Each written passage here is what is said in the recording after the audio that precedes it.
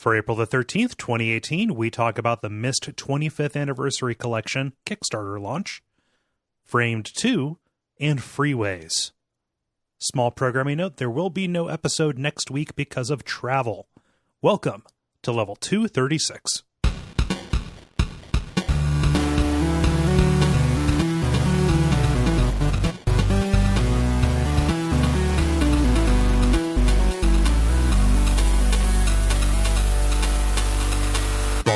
My name is Kole Ross. I'm Dennis Furia. I'm Jala Prendes. I'm Ben Merkel. And you're listening to The Level. It's a podcast for people who love video games. Dennis, you have returned. I have. Yeah. Had to fight through swarms and waves of snowflakes to get back. And that's not in the alt-right sense. No. A bunch of very fragile egos. Wow. By which I mean the alt-right. No. Yeah. But yeah, had a little travel. Nothing too exciting, but am back in town. Yay. Nice. Welcome back, Dennis.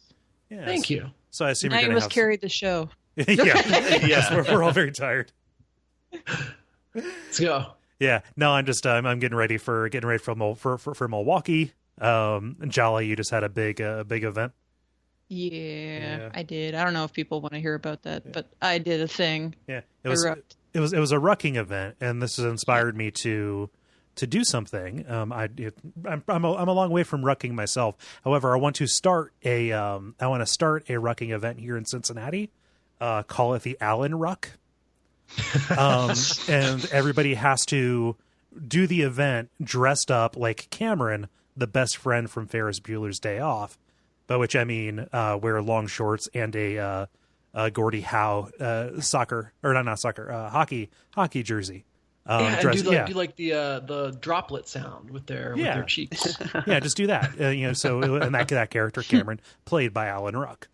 Mm-hmm. Well, to clarify, it was actually a trail race, and I was the only crazy person out there with a ruck on. Okay. There was one dude, the tire dude. The tire dude always is dragging a tire, and he's always running ultras. Every single time I go to a trail race that has an ultra option, he's always doing the longest one. Okay. And he's just got like a tire strapped to like a chain that has a strap around his waist, and he's got like his water bottle attached to the tire, and he just drags the tire the whole way.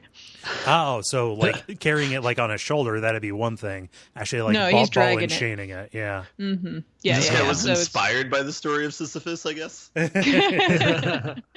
So, I mean, that's a thing that is a typical way of training for ultra marathon people, because the added resistance and stuff is better training to get in during your miles if you want to make it extra hard for all that crazy terrain that you oftentimes have to deal with. This was a very flat course, but But anyway, I went 50K, which is 31 miles, with approximately 30 pounds, which is just shy of a quarter of my body weight.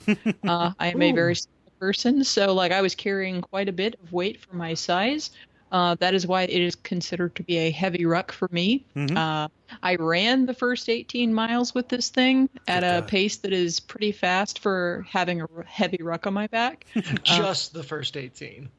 Well, I ran just the first 18, which is over halfway, and then there was a cold front that blew through, so like it started off hot and humid. I'm used to that, so I'm like, okay, I'm good, and then like about halfway through, it started getting really windy, and it had been raining all morning, so I'm like running out there in the rain with a ruck on and in the mud, by the way, and then like when I got to the lakes, when I was passing through the lakes, the wind was so crazy. I'm like, you know what? I am not going to fight this wind, because we were running into the headwind, of course. Yeah. And I'm like, nope. No. I'm gonna, because people who have been listening know that I had plantar fasciitis. I got over that, but I still have like my Achilles tendon. The tendons take a lot longer to heal than anything else, and so the Achilles tendon started getting tight. Didn't get pained, but was tight. So I'm like, I'm just going to march the rest of this. And I marched it.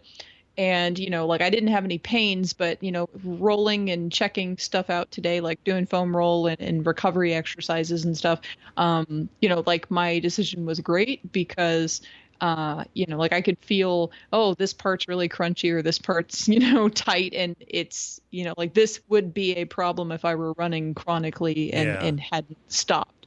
So, I prevented injury, but I am actually getting better because I have not been running at all. And the fact that I could run 18 miles out of nowhere and be cool, and then march the rest of the 31, like I'm getting better. Nice. So, well done. Congratulations. Yeah. So that was my first ultra, baby's first ultra. Woo! My official ultra. I mean, like they tricked me into that ultra in December. As opposed to your accidental ultra. Yeah. Yeah, my accidental ultra. Damn it. So I hear that's the new mechanic in Street Fighter 6. Oh no! Oops. Yeah. I think you mean oh no. Oh, you been up to anything, Ben? I got to go visit one of my friends in Portland over the weekend. Ooh. And we saw a couple movies, hung out, had food. It was great. This is my college friend, Brian Perk, for anybody who knows that Oh, person. dang, Brian, yeah. Yeah. So that was cool. Neat. Mm-hmm. that was like invisible hand daps. You were totally dapping this dude's hand, and like he's not even there, but that's okay. Yeah, I know Perk. Yeah, You know that dude. What's up? You guys went through the same program. Yeah. Yep. Cool. He was not an all-star senior like you were, though. Come on. That is ridiculous. No, I all of a sudden want to start asking questions about how Perk is doing, but this is not the venue. So we'll keep it off air. Yeah. Cool. Well, we've got plenty of show to do. I think that we have achieved a good amount of banter here. Why don't we do the thing, by which I mean the brief, the multiplayer, and the grind. And we're going to get started with The Brief, where we talk about things that are happening in the world of video games around us. This won't come through on the recording for everybody, but my The Brief was so loud that it echoed back into the microphone for one of you guys. So maybe I should hit that a little less hard. Do you mind if I go first? Go. Yeah, I'm real excited about this. So a couple weeks ago, I brought a story about Cyan Worlds, the developer of Myst, starting their new game. The title, which I forget. I have another one here about them. I've just got Myst on the brain. And I was thinking about going back through and doing like another playthrough just because it's been a while since I played these. Like maybe like I did all of them back in 2011 when we did it for WoW. So... think about that. But no, Cyan actually started, they launched a Kickstarter for the Myst 25th Anniversary Collection. Huh. Yeah, a goal of just a little under $250,000 to re-release basically all 7 Myst games. So think Myst 1 through 5, Myst Uru, and then also Real Myst. Jala, let me know when the word Myst loses all meaning for you. I was just like, I was lost for a minute there going, there were that many Myst games. Yeah. Which ones did I miss? When did these come out? Like, I got lost in all of that. Continue. I will continue. Yeah. So a large part of this, of the cost is actually basically re-securing some of the rights to publish these. So starting with Myst 3 Exile, I believe, and then going to Myst 4. Okay, so that was a weird way to say that. I said that as a range. Myst 3 and 4 were Ubisoft titles, and I believe Uru was also published by Ubisoft. So they have to get the rights back, but they are putting them out as a digital collection, and also they've got some really good physical rewards. This is basically a commercial for this because I want. There's no danger that that people aren't going to. There's no danger that this will not hit its goal. But yeah, it already has 233,000 of the 247. Yes, with 44 days left to go, so that it's got that. However, oh man, it's already they've already sold it out. The $1,000 tier, which I never in a million years. Well, I mean, I could put together $1,000. That would be very irresponsible to do that. I don't know. You get I'd have to hide a body. It would definitely challenge me in the future if I did that. However, you would get I think 25 pieces of hand-drawn art, like concept art that went into the making of Riven. More responsibly, at the $250 tier, you get a replica of Gen's pen and his inkwell that looks like a gigantic brass bug. That one's a little bit too much of a spicy meatball. Down at 100, though, you get DVD versions of all 7 games, which you has a disc drive anymore, but they come in a box that is made up to look like the Myst linking book, and it has a little panel where you can slide different pieces of art in. So as a little objet de game, that would be really cool to have. For $70 more, you get like a little it replaces that window with an LCD screen. So I don't know. I'm real jazzed about this. I'm excited to see that they have succeeded in, hitting so much of their goal right now, because that means they're going to be released and playable on modern computers. Like with something like Myst 3 and Myst 4, and even Myst 5 is like really hard to run now. It's very hard to get a hold of these. So big thumbs up for, this company successfully keeping their games alive. As a side note, you can play these on Windows 10, but you won't be able to play them for Apple. They did not have that support. Right. They said for some of these, it would be like building them back up from the ground. Yeah. Yeah. So that would suck. I think, man, at least Myst 5 had a Mac version, but it was PowerPC. Like that was one of the first games that I was like, oh my gosh, I've got a Mac that can run this. And then it turned out, no, actually, you have one of the first Intel Macs, so you cannot run Myst 5 End of Ages. Womp. Yeah. So you mentioned that the $1,000 tier had sold out. How many of those were they offering? There's 25. Yeah, there were 25 because there were 25 pieces of art, and each individual person who did the $1,000 tier gets 1 piece of art. Yeah. Oh, wow. Yeah, and if I did mortgage my future to get that, I would probably end up getting like when Bart bought the animation cell from Itchy and Scratchy and just got Scratchy's arm. Like, Yeah. But Riven is a beautiful game, and I imagine that is a deep well. Shit, I love Myst, guys. So I'm looking at the 99 one right now because that book seems kind of cool, but I have to. Honestly, I'd have to be a little bit drunk to pull the trigger on that, so we're gonna wait till the weekend. There you go. You should do like a side thing when you're streaming. Just do a donation goal to get it. Oh, there you go. I would feel very bad asking people for money for that. So that you can get the thing that you fanboy over. Yeah. Yes. Like Would drunk Kole feel bad about that though? No, drunk Kole. Well, see, You just have to do an unboxing video, and then it's all worth it. oh, there you go. Turn it into content. Write it off on your taxes. Continue, Jala. Just wait until the weekend in Milwaukee, and then go look at it again. Revisit it then. I'll just publicly do it at the bar. Guys, look at me. Yep. Yeah. Everybody would just throw money at you and be like, just get it, Kole. No. Just shut up about it already. You've only talked about it for one episode, but I'm already tired of this. But the launch date for the Kickstarter as for the delivery of goods is November, so it might come around my birthday. Mm-hmm. Yeah. So you can justify it as a birthday gift. For myself. Yeah. Mm-hmm. A birthday gift for myself that I have to pay for now. Ugh. Yeah. Gross. But then it'd be just like amazing when you get it and you'd be like, wee, this thing that I paid for a long time ago. Yeah. So that's my story. Go ahead. I was going to say, I have a friend who says that drinking is borrowing happiness from the future. So it's like you have to pay it back by buying yourself a game in the future.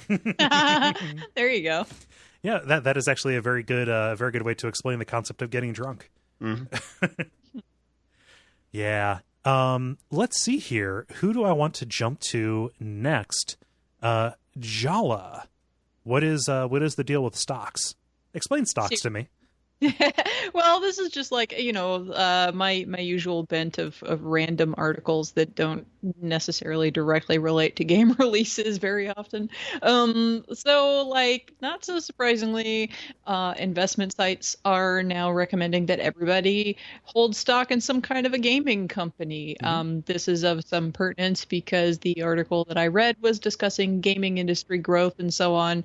8.2% growth per year through 2020 at least. Per market research that was done by Newzoo, who increased the gaming revenue estimate to $143 billion The increase was made basically because of the newest avenues of revenue generation, not just the games themselves, but also esports and game streaming, because that's being such a big deal. And things like the other stuff that I was talking about before with Amazon's API about, monetization of, multiplayer and, streaming and all that different stuff. All of this is, same thing. Yeah. I just Googled real quick for reference. The film industry is 38 billion. So yes. Gaming is blowing it out of the water, which I think it has been for a while, but that is quite the difference. Yeah. Well, and it's showing such strong growth and definite growth. And it basically, the article is kind of summing up reasons why you should consider investing in gaming.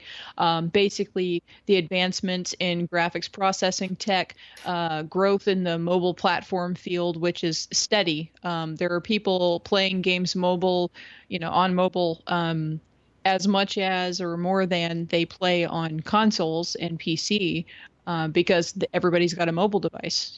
They've always got it with them, so it's easy to pick up a game and set it down whenever. I mean, I know I do mobile gaming sometimes because of that same thing. Yeah. VR and AR, reinvention of gaming basically as a service rather than a product, because that is what everything is these days. It's all a service, not a product. It's all online. It's all digital.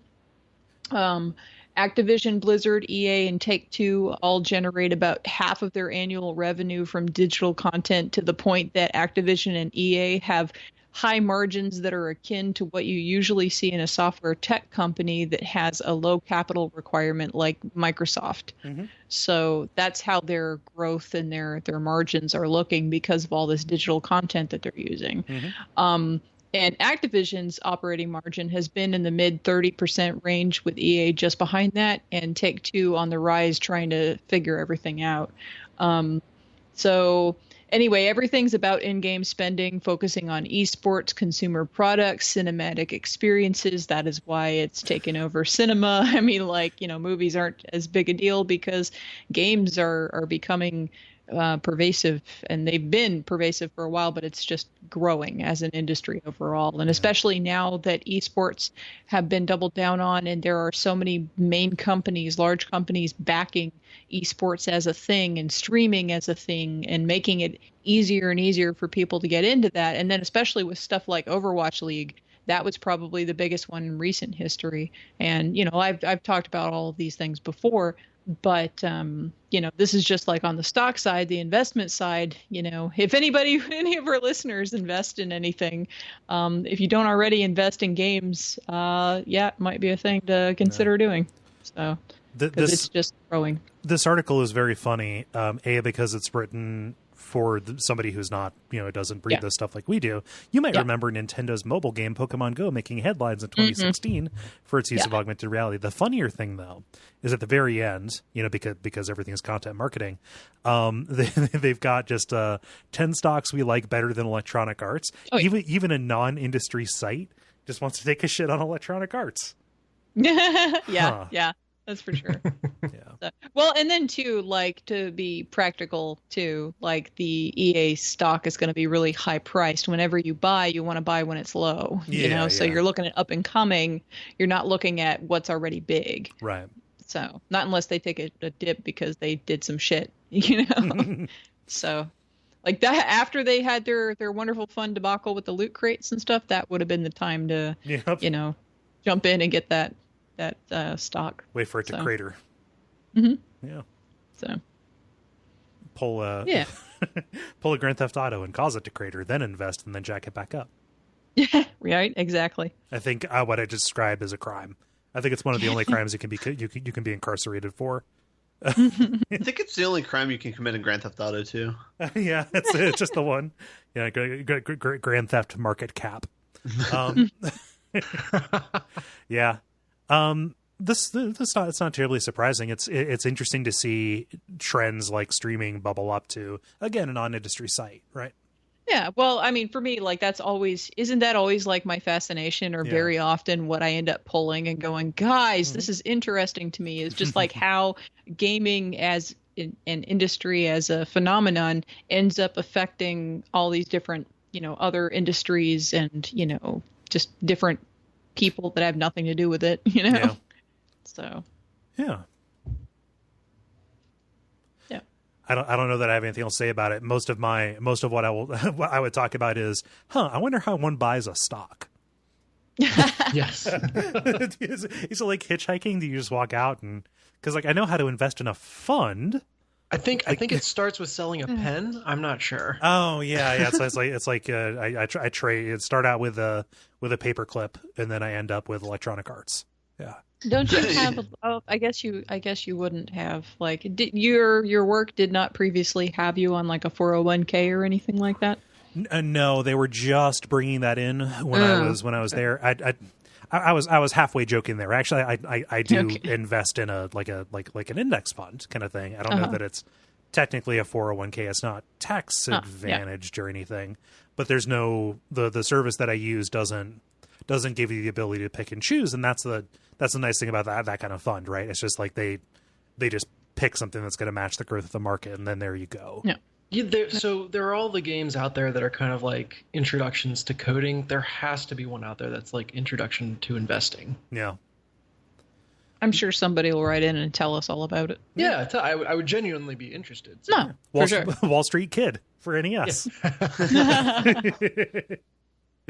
Oh, that's interesting. Thank you, Jala. Mm-hmm. Yeah. Let's see. Ben. Yeah. Ben, we're moving from economics to politics. What is this surveillance game? Yeah, hopefully this won't stir up too much of political opinions or anything like that. But the company that made Orwell, which is Osmotic Studios, they gifted free copies of the games to a organization in Canada called Canadian Journalists for Free Expression to give to Canadian politicians.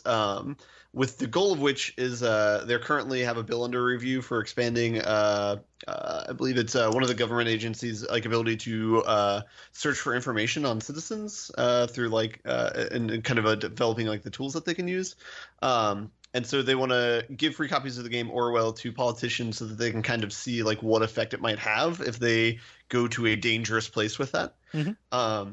It's more of like it's kind of like a publicity story or kind of like stir up I don't know, like the politicians themselves have not played the games yet, or at least they said that most of the responses that they've gotten to it have been either kind of like automated responses, or they got, I think, a single note that said that they weren't allowed to install the game on a government computer.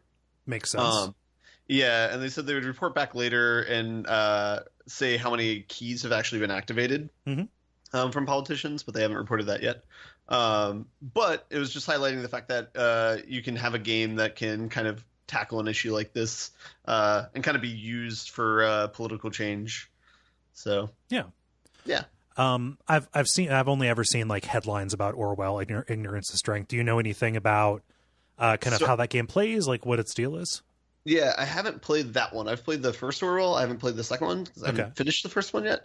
I imagine it's probably pretty similar, though. You play the role as a government hacker. You're trying to figure out a crime, and so the way you go about it is you kind of have a thread, like a suspect, and so you kind of look at all the current information that they have. So you might look at their, like fake kind of social media profile, or you might look at like news articles about them, and then like you kind of find people who are in their spheres, either like people they might be having an affair with, or like relatives or things like that, or people they've gone to class with or something like that, or work with.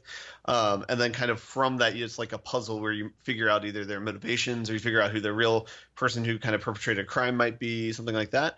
But kind of like the underlying thing of the game is like at every turn, you're kind of like reading into somebody's personal information. Mm-hmm. And like there's like literally like little to no privacy in this, even but it's like but it's unintended, it's all kind of these like secondhand pieces of information. I guess at certain points it gets into like things that are like illegal in certain places, where it's like you're looking at like phone taps of like somebody's conversation. Although I guess that's like a whole ball of wax. But so it's a very like creepy game from that point of view of like when you stop and think about what you're doing. But there was a very vanilla version of this in Watch Dogs, wasn't there? Where you could, like, when you were looking at people's information, it would give you, like, a piece of blackmail about each person. There's also one where it's like you would hook up to one of like a power box or something, and it would show you the CCTV of somebody's like apartment, and it would just give you a very like personal piece of information about like somebody's life, like somebody was going through like a medical issue or something like that, or two people getting divorced or something like that. That's right. It might not have been blackmail. It was just a piece of very personal information. Yeah, it was almost like a filter that was applied to the world if you had particular, if you were looking at your phone to try and activate stuff, like as you were trying to, move a drawbridge up and down. If there's a pedestrian walking by, it would have a little Fight Club pop over with like currently having an affair, right? Like it was just a little piece of metadata for the citizens that were walking around. Mm-hmm. Really not that far off reality, unfortunately. I mean, yeah, and I think that might be what Ben was trying to avoid, but like, I don't know, this is top of mind for me. I don't feel great about directing people to Facebook right now. Yeah. Yeah. That is an interesting current topic. Are we going to switch over to Instagram? Is that the one that's okay now? That's actually why the multiplayer was in haiku, is the algorithms are actually unable to read haiku. Yes. Nice. Oh man, something about the cadence. So I guess we just need like an open source social network or something that we can just leave alone after it's created. I think like that's what Ella was supposed to be. I think that's what Mastodon is supposed to be. Mm-hmm. I don't know. They're just not cool enough. I mean, that stuff launches. Everybody says, "Finally, fuck you, Twitter," and then they they start an account on a new service, and then they just open up an app that posts the same thing to both places anyway because they don't want to lose their audience. Mm-hmm. Yeah, that's no one wants to lose the e-penis length they've accrued so far. Nope. It's like it's like, what was that Katamari game? Yeah, gosh, I forget. Yeah. Blah. Was it actually a Katamari game? Nobi Boy. That's the game I was thinking of. It was by the Katamari creator. Yeah. Nobody wants to lose the length off of their Nobi Boy. Sorry, it took me a minute. I'm not going to edit that out because people need to know what a dunce I am. Yeah. So I'm curious. They weirdly enough, they have a way to track what person is opening up and installing the game about surveillance and tracking people.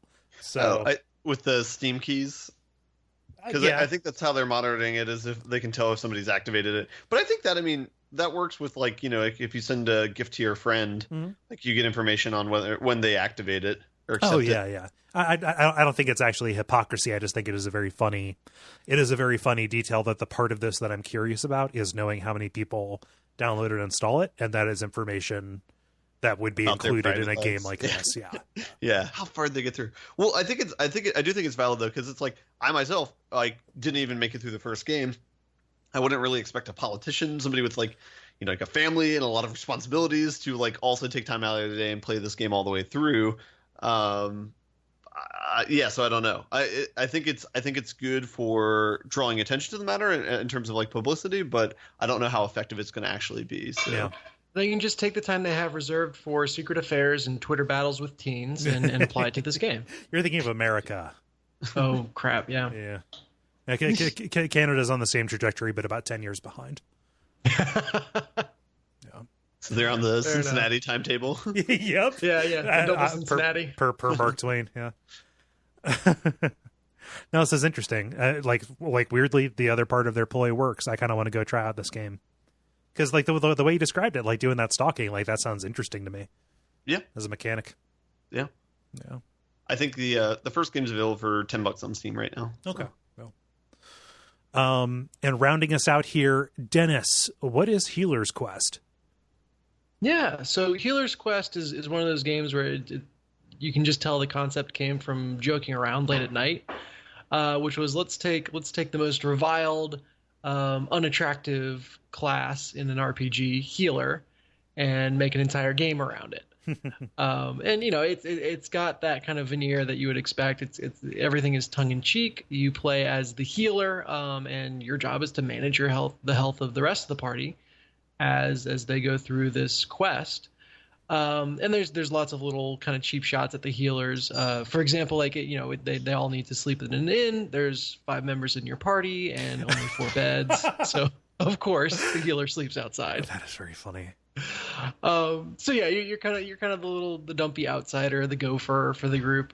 But exciting to hear. Apparently, there's some like real good gameplay chops to this. So really funny concept. I like taking an element of an RPG that is underappreciated or just kind of something that everyone can relate to and blowing it out. Yeah. But it becomes this really interesting. Not management sim. That's probably the wrong way to express it. But so one of your characters in your party, his super ability only works when he's at full health. The other, like the barbarian, his stuff kicks in when he's low health, and you have to manage not just the actual battles, but then the mood of everyone in your party. So it's got almost like a Darkest Dungeon twist to it, only infinitely more lighthearted. Nobody's going insane. Exactly. Yeah. And you actually have a fair number of skills to learn. So there's 18 different healing spells in the game, and each one kind of has its strategic role and its place, and you can only take 4 into battle at any given time. So a lot of the strategy in the game comes from kind of having an idea of what's coming up next and tailoring your kit to what you're going to be facing. In addition, every single skill of those 18, every single spell of those 18 has a full skill tree. And so you can customize the way that those spells are upgraded and the different kind of effects they have when you cast them, to really tailor the way that you play. Yeah. So it's just a really interesting concept. I'm always fascinated by support role characters. It's always very, I don't know, I gravitate towards them.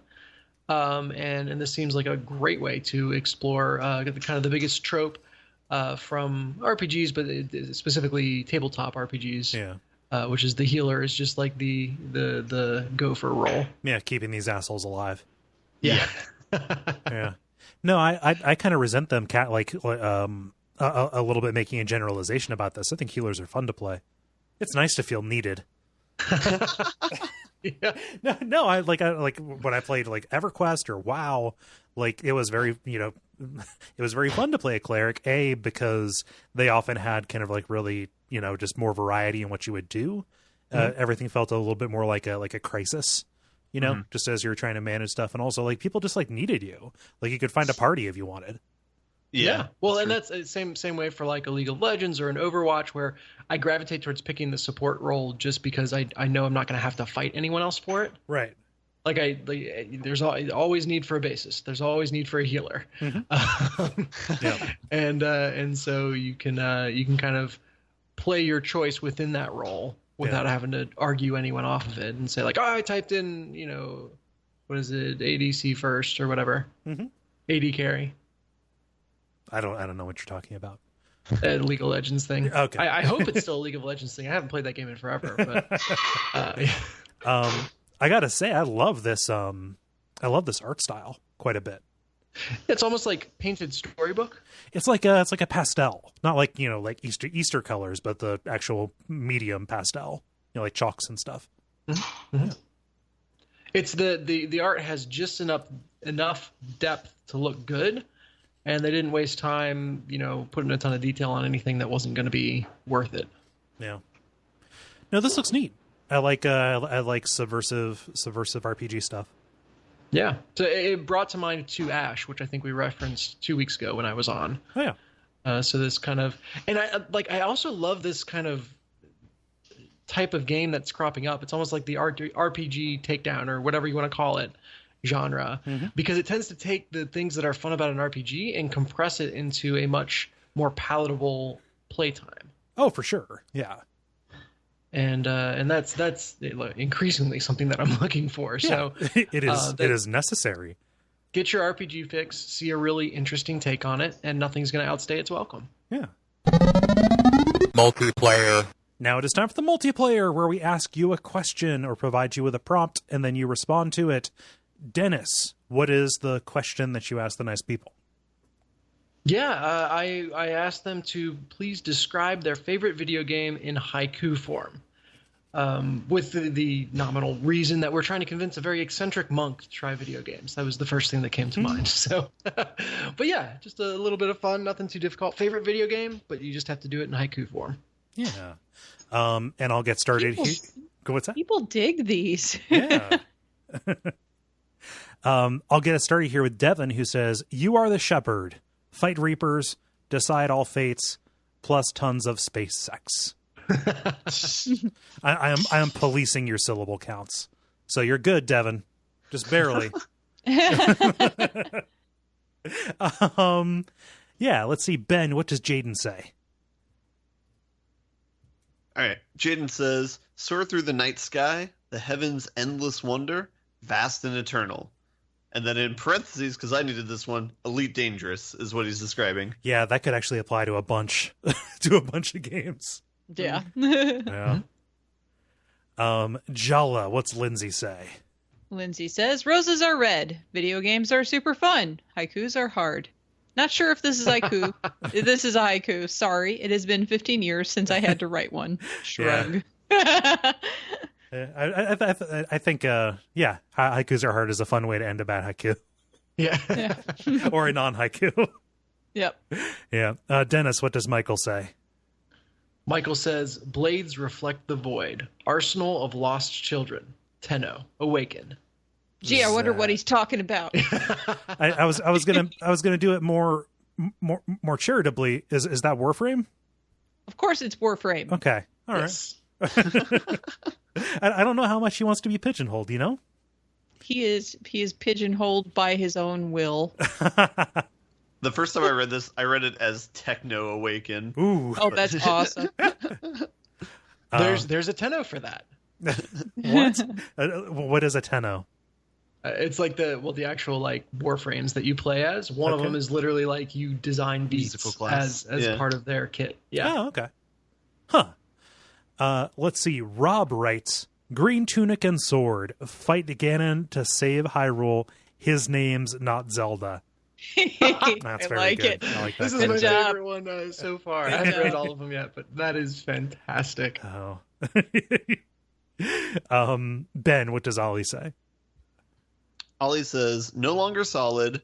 Raiden does naked cartwheels and wins all our hearts." He didn't win our hearts until 12 years later with Revengeance. Yeah, true. At least my heart. My heart. He won my heart with Revengeance. Jala, what does Noah say? Noah says, "Androids revere men. Machines worship them as gods, but the gods have left." Is that Near Automata? There we go. Yes. I like that. Yeah. I like that. I like how Noah put that in as a reply, so it wasn't right up in there. So it wasn't right there, so I could guess. Yeah. I feel smart. Dennis, what does Juan say? Juan says, "Muster tears to fight. Many poos in the basement. Use Bible for flight." It's good. What is he talking about? I have no idea. Okay. So weird. Our listeners speak in riddles because we asked them to. Yeah. Why are you doing the thing we said you should do? Danny says, you fly through the air. Use science to travel far. GLaDOS calls you fat." Yep. Speaking specifically of Portal 2. That's such a mean joke. Like, that would actually be hurtful if it was said to a real person, but that is some very funny dialogue in Portal 2. Yeah. Well, then it's like, she just kind of obsesses about it. Like, Chell doesn't have a reaction, but she just keeps saying it and saying it and saying it, It's like, okay. Oh, man. Ben, what does Warren say? Warren says, "Twin swords on my back, slaying fiends, leshens, and hags, all to find Ciri." Yeah. And that pairs very well with Jala. What does Alex say? Alex says, "World beset by death, with tongue and sword of silver, the white wolf wanders." Nice. I'm going to guess Witcher 3. Correct. Mm-hmm. Hey, cool. Yeah. Witcher 3 is a very good video game. Gwent, No, I just want to make Ben's eyes twitch. Yeah, go ahead and do the thing. Good job. Dennis, what does Mike say? Mike says, "Find and kill Jackal. Keep your weapons clean as well. Malaria sucks." Far Cry 2. Yes, indeed. Yeah. Franz says, "No mere werewolves. Let us join the hunt tonight. All are granted eyes." Bloodborne. Yeah, very good. Yeah. Mm-hmm. Ben, what does Sam say? Sam says, packed with a dragon. Love that crushes like a mace. Oops, it's all worse now. What is this? What was this? I'm going to guess maybe Dragon Age? No? Maybe Dragon Age 2, but I feel like I would have heard Sam talk about Dragon Age 2. I know he played Dragon's Dogma. Is that anything to do with that? Possibly. Mm-hmm. Yeah. I don't know. Sorry, maybe Sam. Maybe it's the original Dragon Quest. Oh, maybe. I'm grasping at straws. If you choose the bad ending. but then you start Dragon Quest Builders. Which is made of dirt. I learned that last episode. Jala, what does Ragavan say? Ragavan says, play Nier Automata. I can't haiku. But David made up one. Ooh. A robot waifu, fighting, and philosophy. Nier Automata. I don't know if that's actually the right amount of syllables, but he at least attempted. That counts. Yeah. Sorry. Good job. Sorry about Good the job, pause. David. Normally I take us forward from that. Everybody had to count. Yeah.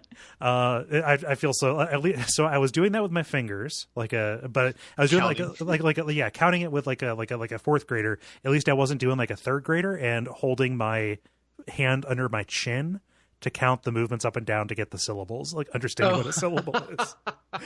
Wow. That was you, Jala? Yeah. Yeah. Dennis, what does John say if that is his real name? Yes, John, if that is his real name, says psychological themes reform. Oh, wow, themes. I want to take that again. Psychological thieves reform society. Also, teen dating. Persona 5. Mm-hmm. It's a fun game. Let's see. Steven says, a treasure, a treat. An unexpected embrace? The tables have turned. Referring specifically to in Dark Souls when you meet your first mimic. Very good. Yeah, I appreciate that. Nice. Focusing in on the best moments. Ben, what does Nick say? Nick says, you're wrong, Ansem. I now know without a doubt. Kingdom Hearts is light. What? I don't know, but I assume it's Kingdom Hearts. Yeah. It's Kingdom Hearts. I don't know who Ansem is. Ansem is bad guy. Oh, I think. Okay. Believe.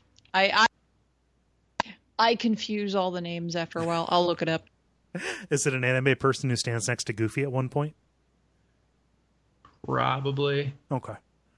Ansem, Seeker of Darkness. Hmm. Ansem, Seeker of Darkness. So, Okay. they heartless, born of Terra, and unpronounceable names. And anyway, he is the antagonist. That is his role. He is a heartless. He lives in the Hollow Bastion or the End of the World, which are bad places. So yes, he is a bad man. Are heartless Dementors or ring wraiths? I would call them a ring wraith, but I'm probably going to make someone mad by saying so. No matter how you answer that question, Yep. someone is going to be It's true. I have created the perfect trap. Yes.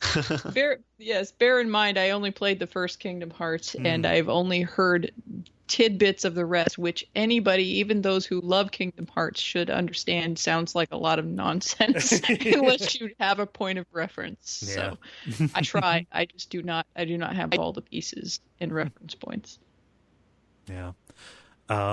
Let's see. That was you, Ben, who did that? Yes. Okay. Jala, what does Jonathan say?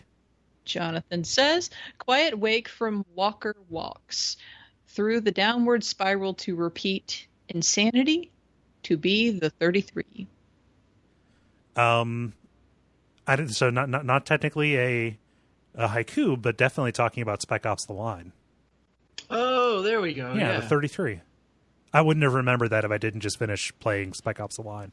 I wonder, he might have gone by number of words instead of number of syllables? Maybe? Could have. Yeah, it looks like that is the case. Okay. Number of, well, except for the to be the 33 is only 4 at the end. If you write If you 33, spell though. it out, maybe. Yeah, I guess. What is 33 in Spec Ops? That is the unit that the crazy guy leads that you're going Got after. it. It's the Damned. Yes. It's still 1 because it's got a hyphen. Damn your hyphens. Anyway, we can continue. Yeah. Let's see. Dennis, what does Steven say? Holes in ground. Small yellow nest leader. Watch out, lawnmower. Referring to Sim Ant? Oh, that could be it. Maybe. I forget if there's a lawnmower in Sim Ant. I was actually about to guess Plants vs. Zombies. Oh, yeah, there we go. I think yours might be a little more accurate. Yeah. I don't know what the nest leader would refer to. Yeah. Huh. Spent some good hours on Sim Ant as a kid. Yeah. We were just talking about that on the Duck Tracks. Oh, I didn't get to say it. To the hand under chin for syllable thing, I used to psych myself out so bad on that as a kid. Yeah. It'd be like, bread. Okay, it's 3 syllables, right? Yeah. Calibrating the sensitivity is hard. You end up getting a lot of false positives. Yeah. I don't even have a point of reference for that because I never did that in my life. So you were talking about it and I'm just like, question mark? What? Yeah, it was like trying to teach you about syllables, in school or whatever. They're like, they don't have a way to say like, oh, it's just like a single unit of sound. They're like, well, every time your chin moves up and down, that's a syllable. Dubious. Yeah, very. Marasan says, wake up in damp cave. Go and find pea shooter. Go and find a pea shooter. Die to evil door. Cave story, I think? Yep. Okay. It must be because there's a damp cave involved. Yes, and a pea shooter. Huh. And then round us out, Ben. What does Jack say? Jack says, feeble cursed one. I always skip the herald's words. Bear, seek, lest. Dark Souls 2. You mean bear, seek, lest? Dark Souls 2. Mm-hmm. Mm-hmm. Yeah, he mentioned that one in Slack too, and I think that is particularly good. Again, zeroing in on like the really good moment from the game, or at least a moment that everyone can relate to. I'll say. Yeah. Let's do ours. Okay. James has a nail board. My wife should be dead, I thought. Cherry blossoms fall. Is that Silent Hill 2? Yeah. Cherry blossoms have nothing to do with haiku, but that is a good last line for anybody who doesn't like writing haikus. Just that way you only have to write 2 of the lines. Just cherry blossoms fall. Boom, 5 syllables. You're good. All right. Ben, how about you? All right, so I wrote 2, so it's your pick. I have an older one and a newer one. I like the older one. Okay. A long time ago, in a place far, far away, I played a dank game. I knew it was going to be Coder. Yeah. Well, you can't say you have 2 and then not share the other one. I want to guess what it is. Okay. All right. The new one is Ocean Crash Landing. We must go down to go up. We must go deeper. Oh, Subnautica. Yeah. I could have sworn it was going to be Rocket League. Not to pigeonhole you. Ben, you need to have one for Rocket League by the end of this conversation. All right, I'll get on it. Jala. Discovering truth, deciding reality, forging your own path. This is Planescape Torment and Torment Tides of Numenera. Very good. Very cool. Yeah. All right, I too. Oh, go ahead. Well, this because we're trying to get a monk to play this game. I figured that this was, on point for a monk. Appeal to the existential. Yeah. All right, I've got 2, both for the same game. Okay. One pretty straightforward and one a little less so. So the first one is Aliens Rule Earth. Advent controls everything. Good luck, Commander. Okay. I need to figure out how to play sound for you guys because I've got the sound clip for Good Luck, Commander all ready to go and just nothing to do with. So anyway, that's the first one. And then the second one is, well, that's what you get for taking odds as low as 99%. I like that. I would have gotten XCOM off the back of that. That was good. Nice. Yeah. Very cool. Very nice. Awesome. Ben, we're waiting. Well, I'm gonna give Ben until after I do the ad. That's what okay. You just had a panic attack. Yeah, thank you everybody for writing in, for responding. If you want to be a part of these, like us on Facebook. That is facebook.com/thelevelpodcast. A little bit of let's say programming note that I should have done at the beginning. There will be no episode next week because of travel on my part. So don't be champing at the bit for a new one. Well, champ at the bit, that's fine. Just maybe don't bother Jala asking when it's going to go up. Ben. All right. Learning aerials. Troll them with calculated. Playing Rocket League. I got the first two before you asked me. So. Yeah, playing a Rocket League. Throw an A in there. I know lots of hacks for haiku. No, playing Rocket League is good. Playing Rocket Cherry Blossoms Fall. Oh, yeah, there you go. Yeah, Cherry Blossoms Fall. There. The grind. Now it is time for the grind, where we talk about the games we have been playing over the past period of time or so. Dennis, since you were away, I will throw it to you first. Yeah, so I was away for a week, but it was a week of travel. So I've just got my normal amount of stuff. And my normal amount of stuff is kind of casting around. I'm still playing Ni no Kuni. And it's still fantastic, yeah. It has gotten even more Pokemon Sim-ish. In that, I'm like evolving my familiars more frequently. But it's really interesting that the Wizard's Companion, or the book, the / game manual that I mentioned last time, continues to factor in prominently.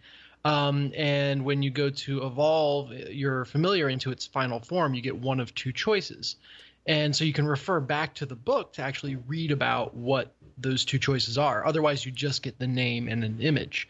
So it allows you to be a little bit more strategic on, all right, this I see, this version is very like fire attack focused, and this version seems very like poison focused, or this one's very damage focused, this one's very healing focused, or whatever. Mm-hmm. Which is an interesting route for the evolution to go, because what you find is generally, the first two forms kind of have two elements to them. Like I said, healing and water damage, or fire and poison, or, pick it.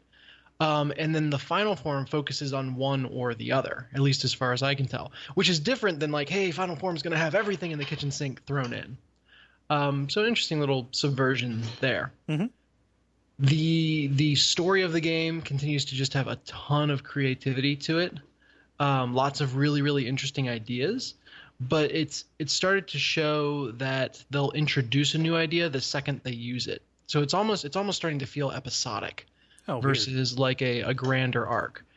So for example, the latest thing that I did, I'd just gotten the MacGuffin pieces to mix with the MacGuffin wand. They're like, oh, it won't go together for whatever reason. It sucks too, because there's this Sky Kingdom that would have been able to fix it, but it got destroyed. They've never mentioned the Sky Kingdom before. And they're like, oh, man, that really sucks. I guess we'll have to figure that out. And then as you're walking out of the building where they tell you about that, you meet a ghost who just happens to be from the Sky Kingdom, who gives you tips on what to do next. Okay. And it's like, okay, great. Like none of this was seeded before. None of this will be used after, as far as I can tell. Right. But I'm going to enjoy this story about these Sky Kingdom ghosts while I'm in it. A little bit like that's similar to like a Mario RPG almost. Sure, yeah. Which is fine. The main thread is still there, and there's some intrigue to who the big bad is and who may be working with or against him. Mm-hmm.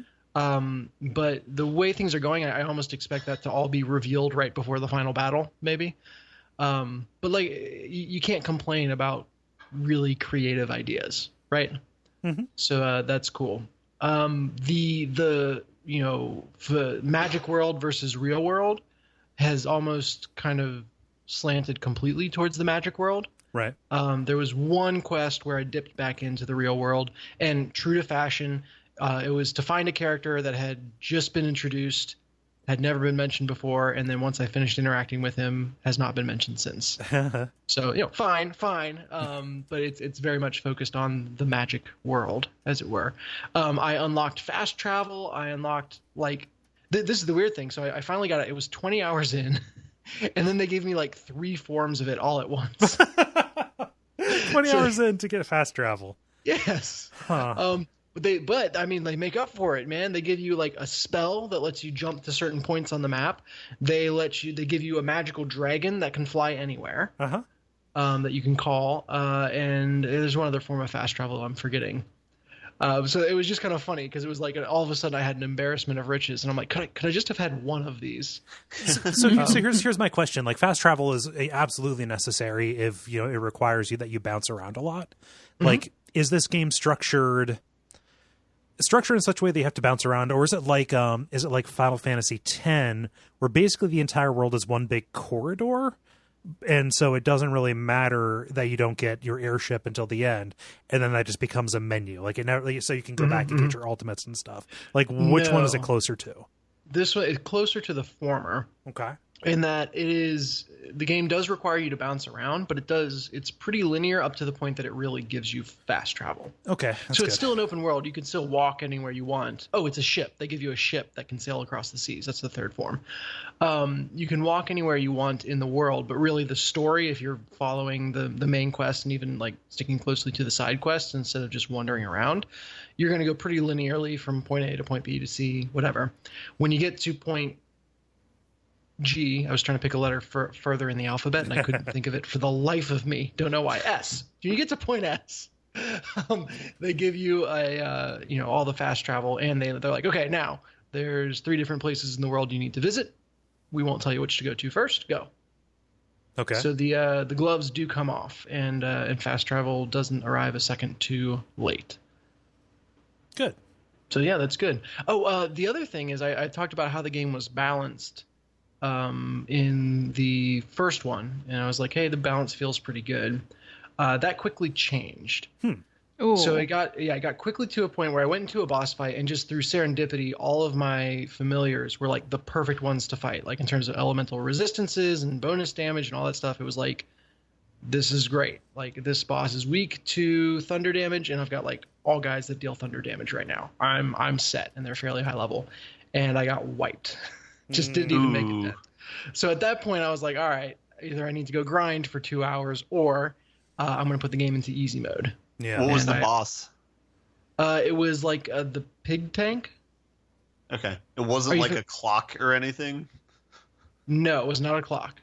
It was a robot or a mechanical being, but not a clock. Okay. I'm trying to think if it was the same boss I got stuck on, but okay. Yeah. Huh. Clock. I'll keep my eyes out for a clock now. This is a like 5-year-old hazy memory of mine, so it could very well just be a robot. Fair enough. Yeah, but no, I set it to easy mode, and that cleared it right up. Okay. And for the next couple of hours, it was fine. I'm feeling like I'm starting to get to the point where it's just feeling like normal difficulty again. And there's no way to ratchet down further. There is no easier or easiest mode. Yeah, there is an easy or there is normal, and I'm on easy. And it feels balanced right now, which is what I said the last time I talked about this game, right before it got too hard for my palate. So yeah, we'll see where that goes. Is there?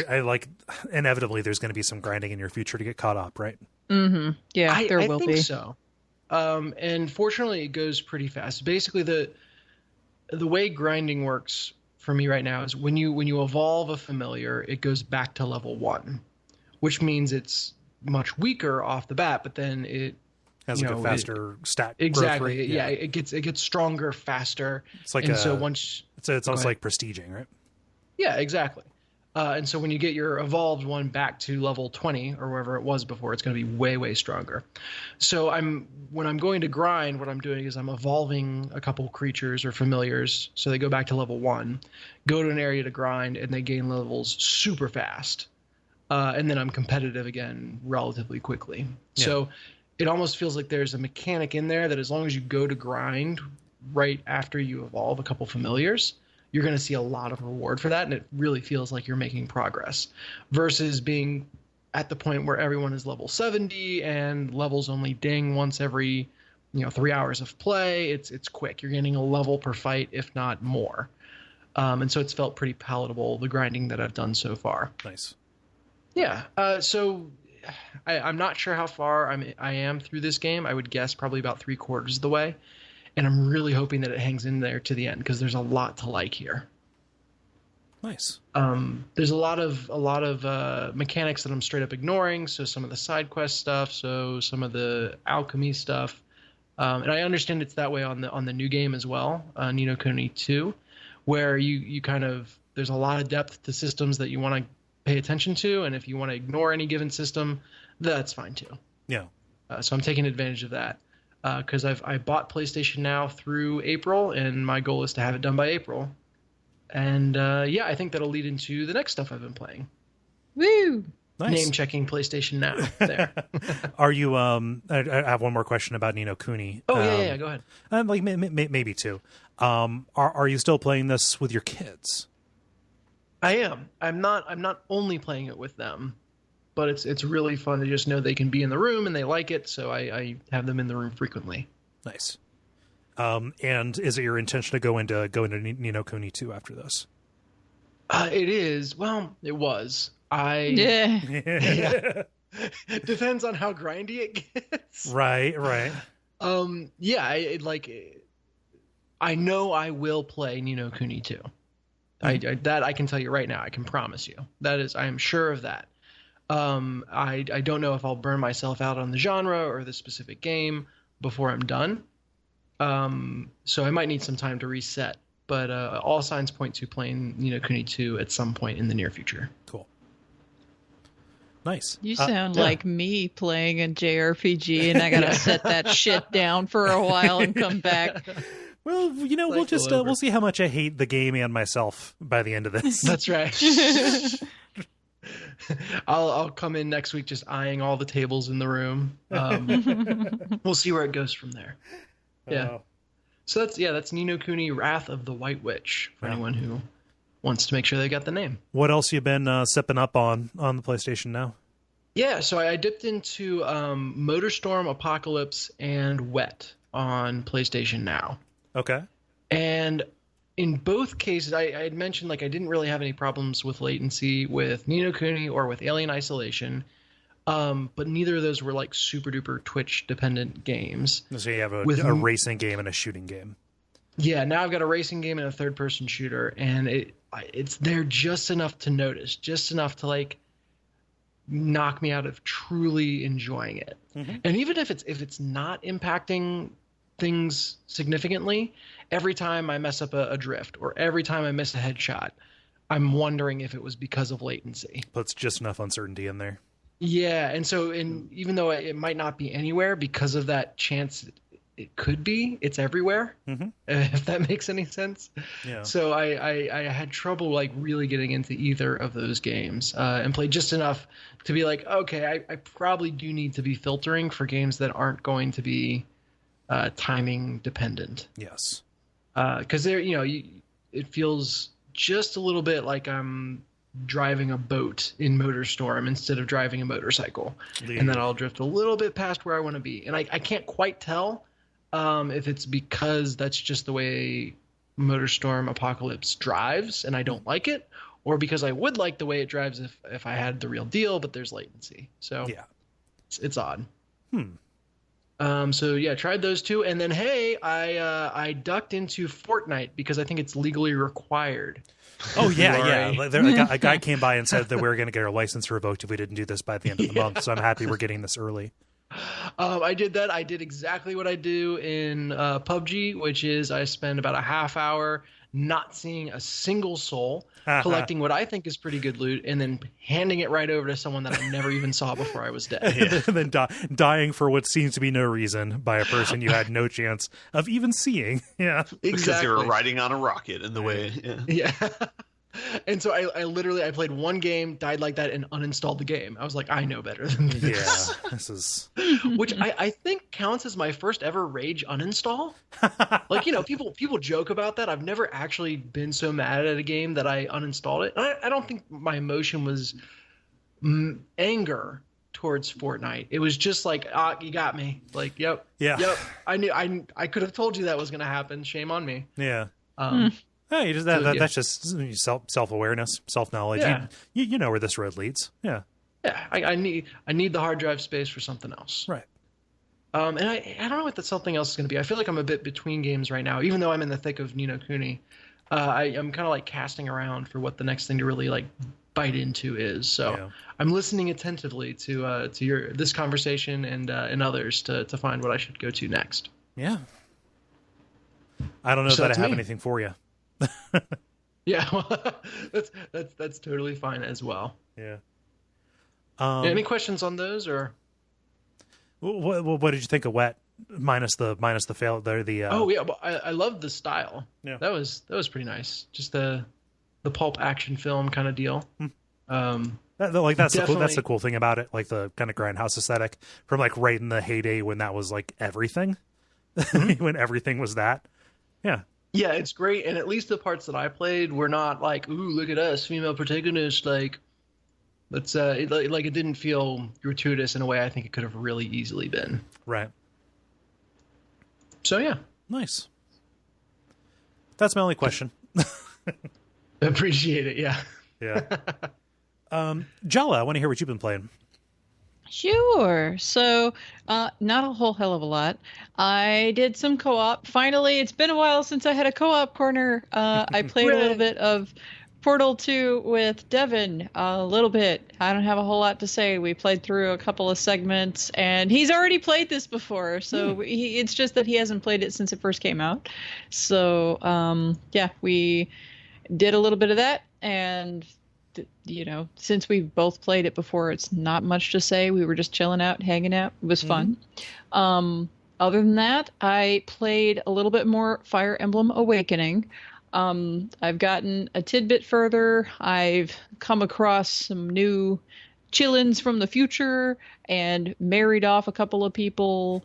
And then listener Timothy H. sent in some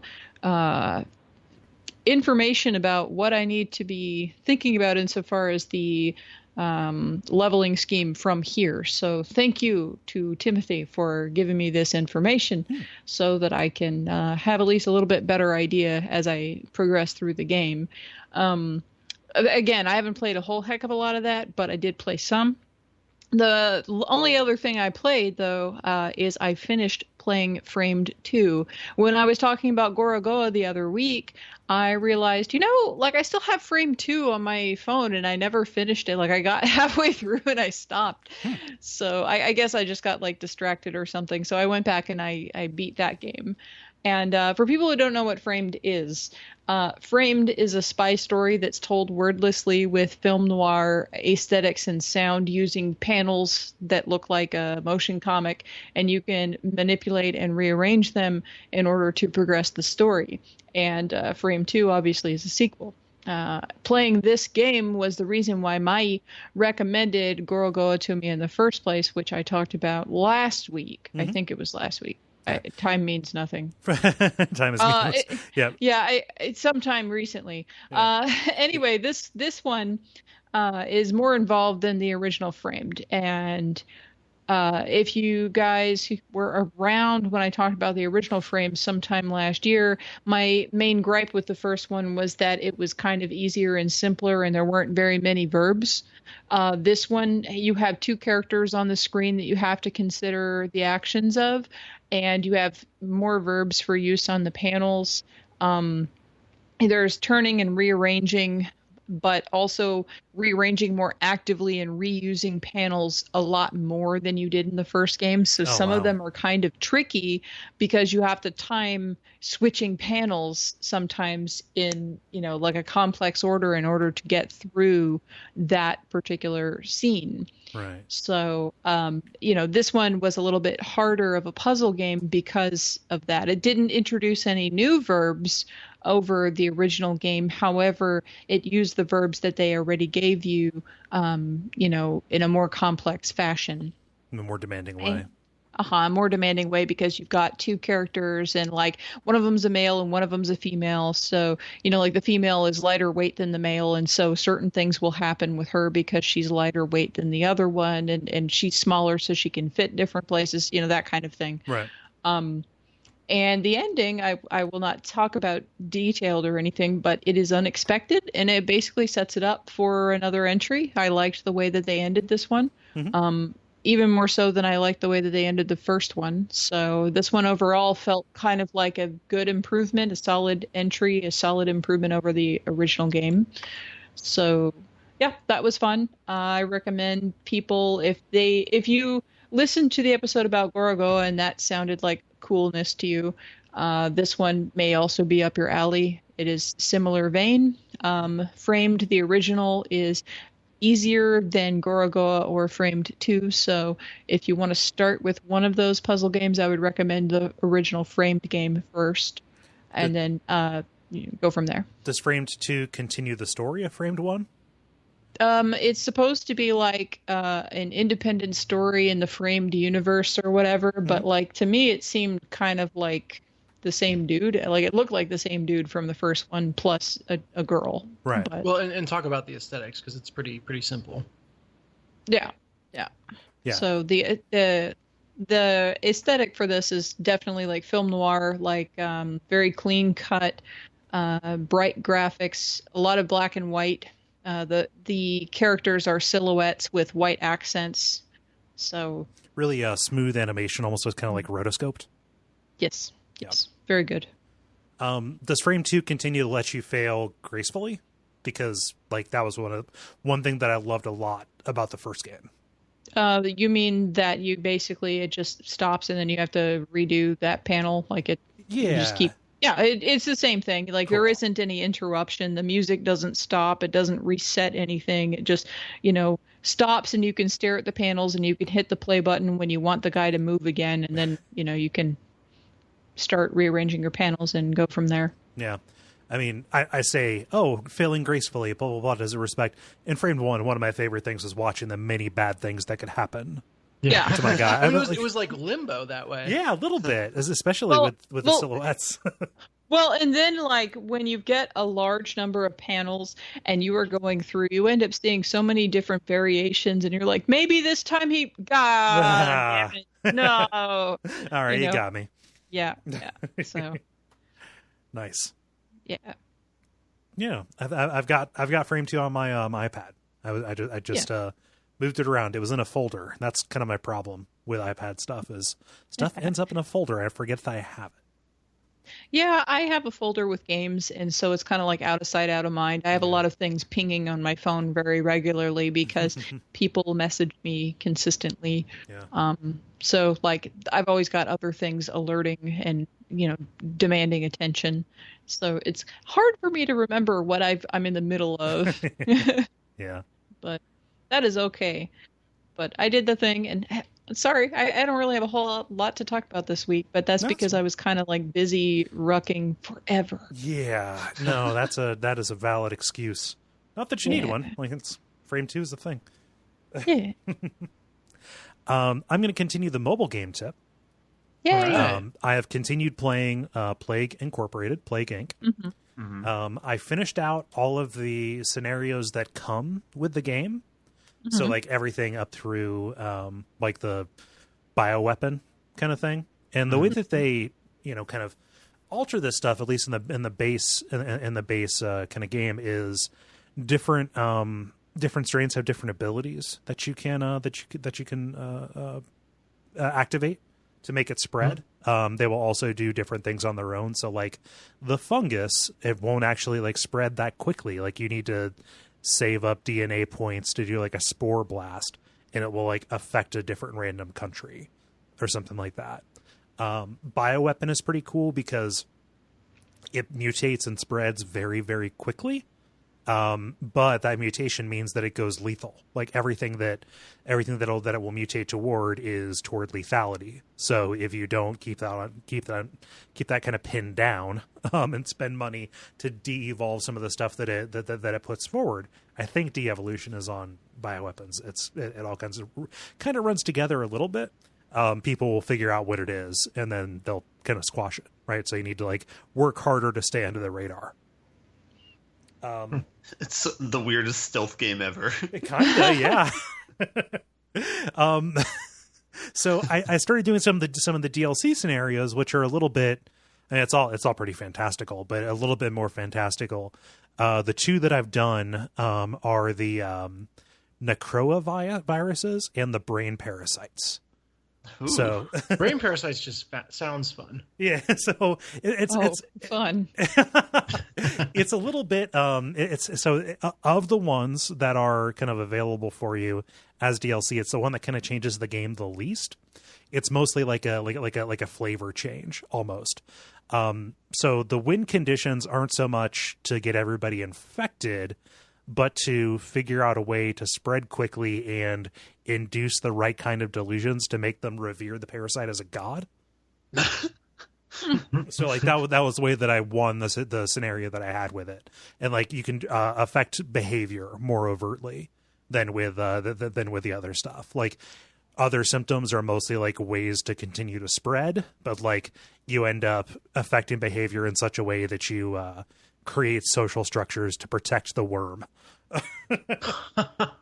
Wait. Is there a win condition where you just make like an objectively better society and everyone's okay that they're infected? I mean, that's kind of what happened. I wouldn't say it's like, I mean, basically humanity is enslaved as walking vehicles for this worm.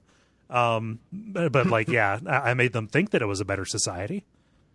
So I want to go back into it because it seemed like there was a little bit more variance, but compared to some of the other ones, it is a little bit more vanilla in that it's more, again, it changes the flavor and not so much the mechanics.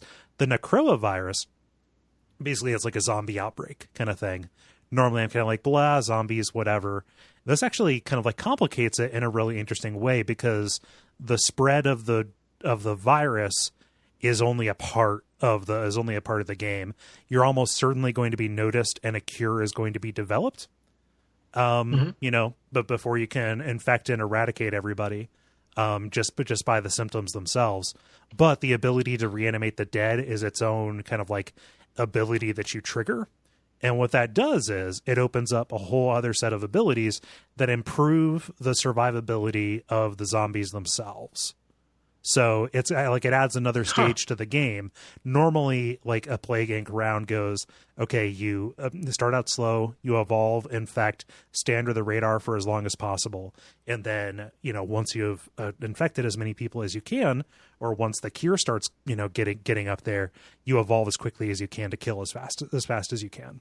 With this, it's kind of the same thing, except there's this whole post game, which is your goal isn't to infect everybody. Your goal is to wipe out humanity. So even if they have eradicated the live hosts of this, you can mutate in the zombies and that leads to you taking out the population that way.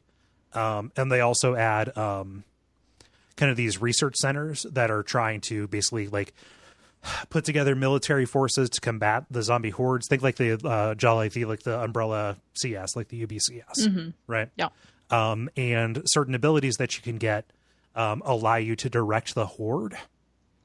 So, fun. So in certain countries that have a certain amount of population of the dead, you can say like, okay, I'm going to spend DNA to direct the horde, so they will go and take out the, you know, the military here.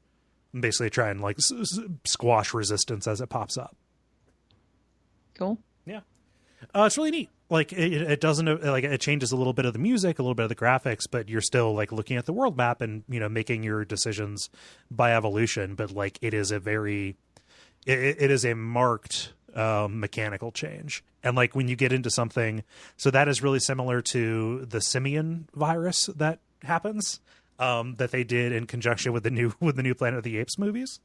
Like, you develop basically the disease from Planet of the Apes that makes the apes smarter and the humans die. The one that I tried, so they let you do trials of these, is the shadow virus, which basically is like a vampire thing. Like you don't start out, you know, as just like the disease itself and like there are like one or two carriers in a certain country. You actually play as a vampire. And you have to like direct his motion from country to country and like set up layers. And you're evolving like his shadow contagion that is turning people into like your Renfields, right? Taking over all the blood banks. Pretty much, yeah. This is less specifically like Plague Inc. anymore, and it's like sim bad things happen. Yes, sim disaster. Sim disaster. Yeah. But it's real neat. I didn't drop the money. Like each of these new scenarios or virus types is like $2. I don't know that I'm crazy about the simian one because it's so similar to the zombie one, but like the vampire scenario seems very difficult. Like eventually, like if you stay in the same country for too long, you're going to be feeding that whole time, and people will think there is some kind of blood cult. And you're watching like the news ticker go as like, oh, new blood cult activity reported here, blah blah blah. And if that happens for too much, they realize, oh, it's not a cult, it's a vampire. And then like basically the Templars start appearing in order to take you down. Oh, that's cool. Yeah. So Plague Inc. is real neat. Like if you can handle the darkness of the subject matter, it's a very neat little sim. Very cool. Any questions about Plague Inc.? No. When are you going to start playing Pandemic? I don't know. When do you want to come over, Kole? I mean, that would be the thing, right? Yeah. Yeah, let's talk. Well, yeah, I'll text you. We'll get a game night going. Yeah. The other thing I've been playing, another mobile game is it's called Freeways.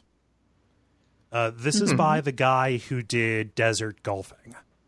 Oh God, yeah, we talked about this on the show. Yeah, we did, and I had that tab open forever because I never pulled the trigger to buy it, and then I was like, oh, it's $3, and I have a trip coming up.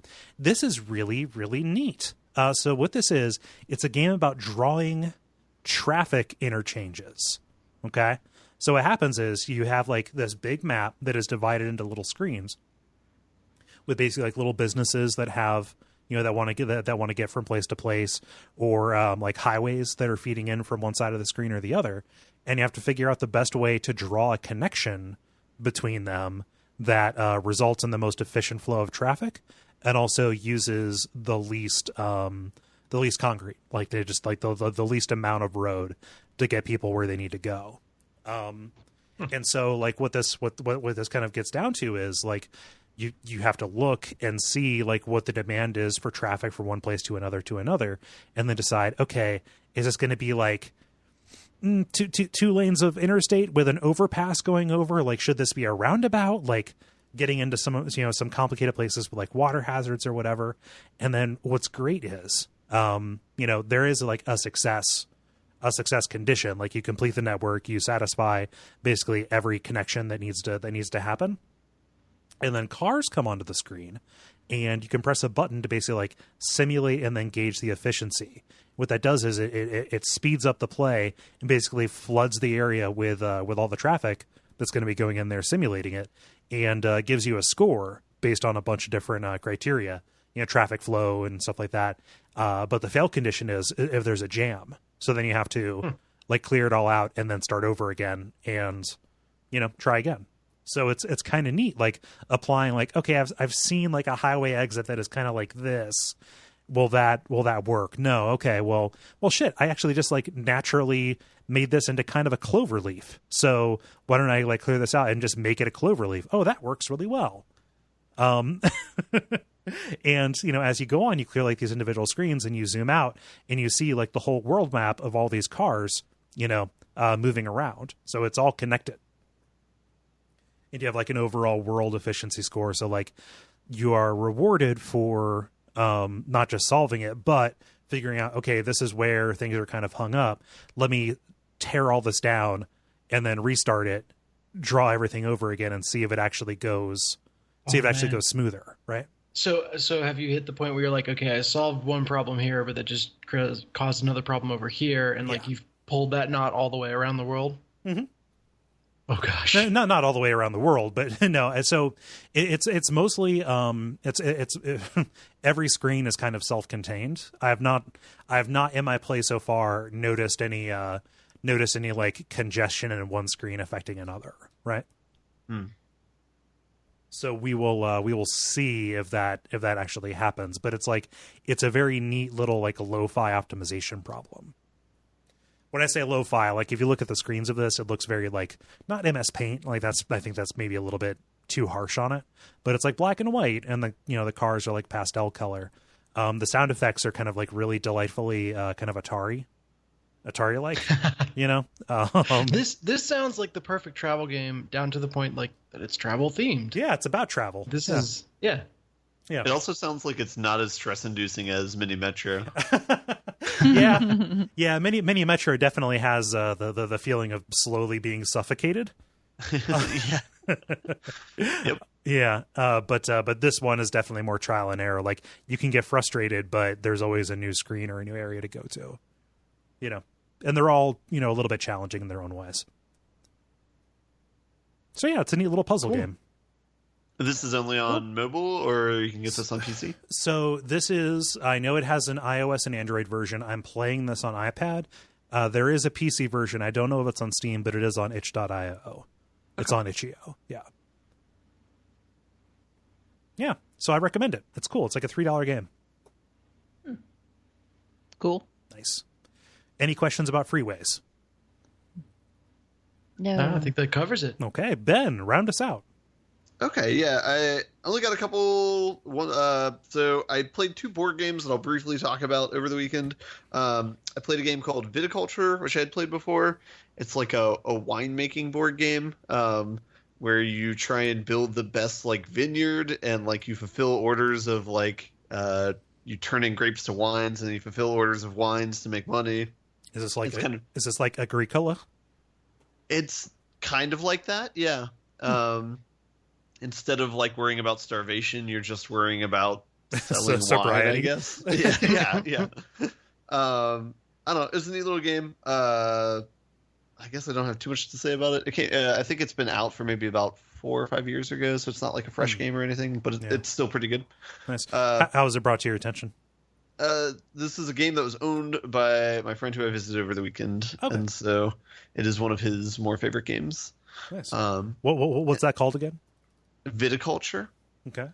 There's some expansions for this, and there's actually different editions of the game. So I think I was playing the 3rd edition of the game, but I could just be confusing that with Twilight Imperium. But yeah, everything is Twilight Imperium now. Oh no. I hope not. I want a game that does not take 6 or 7 hours. The other game that I played this week, another board game, was Scythe, which I can't remember if I've mentioned this on the podcast before or not. You did. Steampunk robots. Yeah, awesome game. Still had a lot of fun with that. Every time I play that, I'm still pretty impressed with that game of how deep the strategy is. It does a good job of not, even though there's combat in the game, there's kind of punishments for combat. So it's not really in your best interest to go ham and just try and attack everyone. You will lose the game if you try and do that. So I particularly like that design of the game. It's mostly about just trying to make an efficient, I guess gathering machine of different resources. Okay. So it's a lot of fun. Played a couple games of that. And then actual video games that I've played is I've continued playing Divinity Original Sin 2. I think since the last time I talked about it, I've settled on a build that I like playing. So one thing I tried playing as an undead character, which I think I mentioned this on the characters when I first talked about the game. There's you can be humans or elves or dwarves or whatever, but you can also be undead human, undead elf, undead dwarf, that sort of thing. Mm-hmm. So I landed on a class being a undead elf, because the advantage is if you're undead, you can lockpick treasure chests with your fingers, with your bony skeleton fingers. That is so good. So you don't that have is to, neat. you don't have to worry about collecting lockpicks and managing that at all. So that's fun. You are your own skeleton key. Mm-hmm, exactly. And as an elf, there's a mechanic in the game where you can eat body parts to learn. I think I mentioned that you can learn the history of people. So I still kept with the elf, so I have both of those. And then I picked a conjurer class. So it's somebody who makes a summon, and then that thing will fight other people as well, in addition to you fighting them. And so I'm doing a lone wolf. I'm picking one of the custom characters, one of the 5 characters with a backstory, who's also I made a conjurer and also summons things, but he's a human, not an undead, a living human. Yet he's not undead yet. That's true. There could be a plot twist. And so I'm just fighting with the 2 of us, and then with the lone wolf perks, you kind of level up twice as fast. Mm-hmm. And so I was able to rush if you get to like level 10 in summoning, instead of it being like a tiny little imp that's kind of like hitting their kneecaps, it's like this giant thing that like slams down above them and like drains them for 50 hit points, which is like a big deal. Nice. So I rushed that on both of them, and I'm like, combat's no longer a problem anymore. So that is kind of what I was looking for. So like, I'm not getting stuck like having to like reload over and over again and execute like a perfect series of moves for combat. So now like the game's kind of picking up pace for me. I've gotten off of like the first main area and I'm in the second area. One detail I like about the game is that it looks like it's just a continuous world. Like you don't, at least so far, like you just keep going in a direction. You don't like fast travel somewhere else and put in another main area. It's like continuous, and that was something that was pretty cool.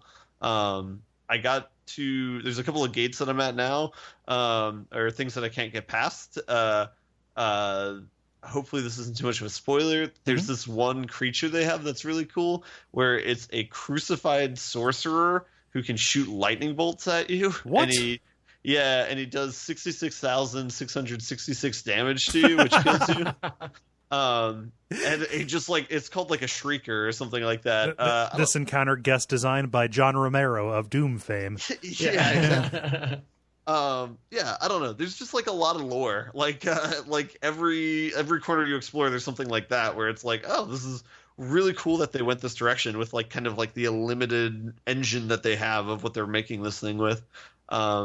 So I'm still pretty into it. So I'm still churning through that. Still happy with it. I guess I think I pretty much like mastered the first area. I was able to do like most all the quests and like do that well. I don't know if I'll keep trying to 100% everything, but we'll see. Nice. Yeah. I think that's all I got. Any questions about Divinity Original Sin 2? No, you're making a pretty good sell for it. Oh, good. I will say one more thing. I did play a multiplayer version of the game with another friend. We started a co-op campaign. One thing with that is I don't want that to be the first time that I play the game, because the way it works is like anybody can trigger any of the dialogues, but only the person who triggers it sees it.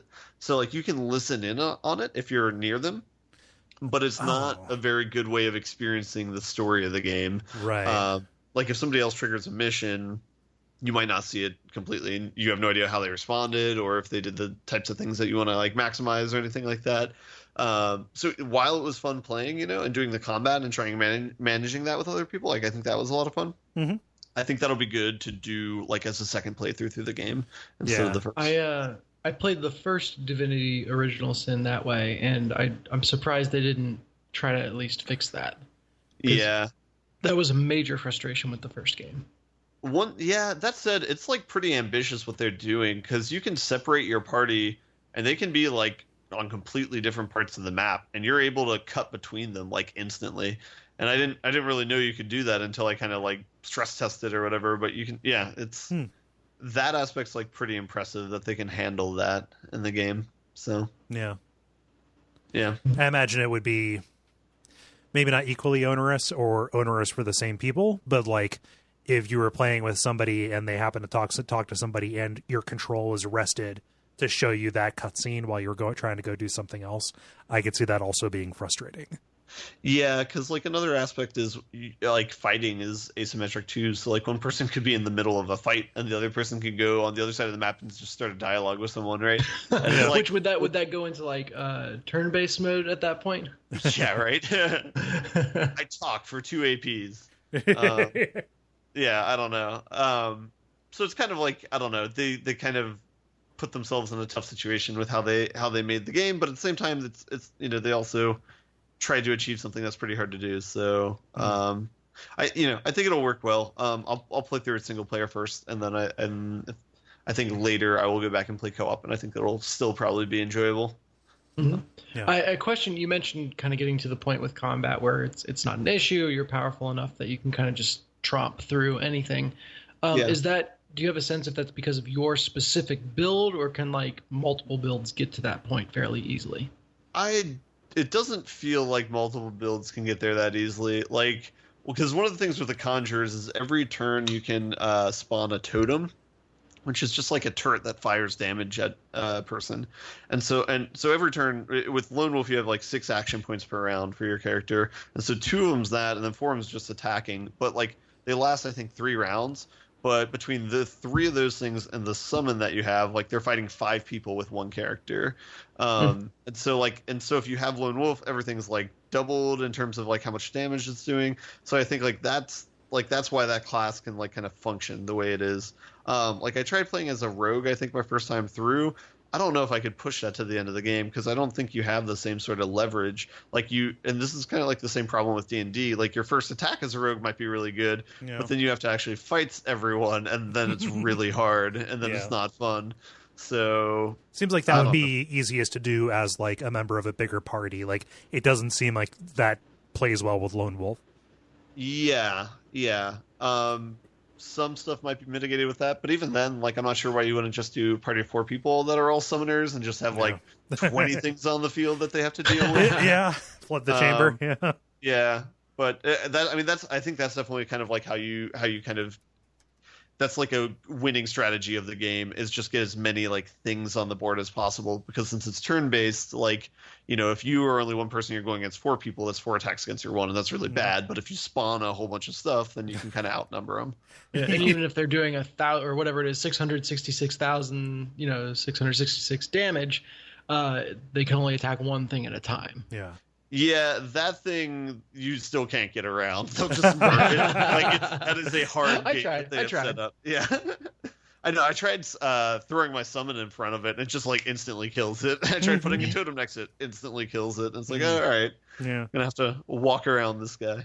I think I am supposed to leave. Yeah. The one upside of crucifixions is it's one way facing, I guess. Maybe. So, I don't know. Wow. The Romans designed it to be as excruciating as possible and only have one facing. Yeah. Real oversight on their part. It's like, the Death Star has the exhaust vents. Exactly, yeah. Well, that's why we're alive and they're not. Nice. Yep. Awesome. I don't know that I have any other questions about that. Yep. Hopefully I'd be excited to hear more specifically about your co-op playthrough when you get to delve into that. Because I stalled out on mine from the original game, but I was equally as impressed by how ambitious the game was while still maintaining co-op, despite some flaws. Yeah. If I get to a meaningful place in the co-op campaign, then I'll fill you guys in about it. Cool. Sweet. And is that all? That's all I got. Okay. Well, I think it's time to call it a night. Do you all want to button it up? Buttons. The credits. Thank you, everybody, for listening to this episode of The Level, a podcast for people who love video games, number 236. Or wait, no, 238? I lost track of it. No! That's exactly how old you need to be to stop counting. Maybe. No, it's 238. I just named the file incorrectly. Level number 2. Or is it the second anniversary of your 236th birthday? Maybe. Are you calling me old? Like, what? No, I'm quoting a sign I saw on someone's lawn. Okay. I don't know that I'm following you. It was happy birthday to so and so. It's the 29th anniversary of their 21st birthday. Okay. Yeah. Huh. Well, thank you everybody for listening. Sorry, I'm too dense to understand what Dennis is talking about. I get it now. Good. People who don't like to age or talk about their age. Yeah, weird. It's just a statement on how comfortable you are with your age, Cole. Yeah. Yeah, so if you listen to the show, thank you so much. This is the 5th time I've thanked them. I need to stop that. I'm in a real barrel here. Please leave us a rating or review on iTunes. It was nice when those came through. I want to keep that going. Let's keep the train going. And thank you to those who have written. Yes. Yay! And also, if you are able to, consider going to patreon.com/Duckfeed.tv. Kick a couple of bucks there if you can. And if you're going to be coming out to Milwaukee, that is this weekend. So if you see us at our table or if you're at the live show, please introduce yourself. Do not be afraid. Jala, you were at a live show with us. You know we're approachable, right? Well, also there's the fact that I don't care about whether or not someone's approachable. I just approach them either way. So, I mean, like, but yes, they are very approachable humans, even if they are very large. I am just very small, so everybody seems very large to me. Yeah. You know what would be super meta just don't, if you listen... Oh, go ahead. I was just going to say, just don't get up from the table. Just sit and it will be fine. Me? Oh, yes. So either I will, one of so, you. You are both very tall boys. Yes. So we will not loom over the over our visitors. Yes. Yeah. What were you going to say, Dennis? It would be very, very meta if you were to listen to this segment on approaching Kole right before you approach Kole. Oh, yes. I would get a lot of joy out of that. Yeah. I've been saying this in a bunch of places. If I know you primarily by a screen name, by all means, introduce yourself by your real name, but also let me know how I might know you on the internet. Mm-hmm. That tends to help out. Would love to see all of you folks who can come out. Otherwise, we will be here not next week, but we will be returning on the week of April 27th. No show on the 20th. Yes, show on the 27th. And I'll soft bring it up. Suspicious that we're taking off on April 20th. Oh, yeah. I will no commitment, but I will have that night free because we're not doing the show. So maybe we can get some kind of streaming deal together or something like that. That'll be fun. Hang out online, those of us who are available. I would like to watch that in bed, recovering from being on the road for a very long time. Cool. Well, I think that's everything. I've been Kole Ross. You can watch my streams on Twitch at Duckfeed.tv. Yeah, I've been Dennis Furia. You can find me at twitch.tv/greenlaser73. I'm Jala-chan in places, including and not limited to Twitch. I'm Ben Merkel at Merkleby on Twitch. Yeah, and stick around for some titles.